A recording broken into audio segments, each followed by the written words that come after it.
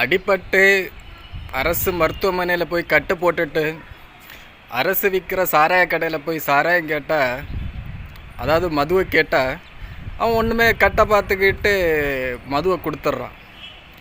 ஆனால் அதே மதுவை குடிச்சுக்கிட்டு கீழே விழுந்துக்கிட்டு அரசு மருத்துவமனைக்கு போனால் வெளியில் போடா ஏகே ராஸ்கலை அப்படின்னு விரட்டி விடுறாங்க.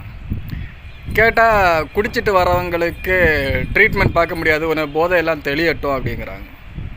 ரெண்டும் ஒரே கம்பெனி கடை தான். ஒன்று அரசு மருத்துவமனை, ஒன்று அரசு மதுபான கடை. அரசு மருத்துவமனையிலேருந்து கட்டு போட்டுட்டு மதுபான கடைக்கு போனால் மது கிடைக்குது.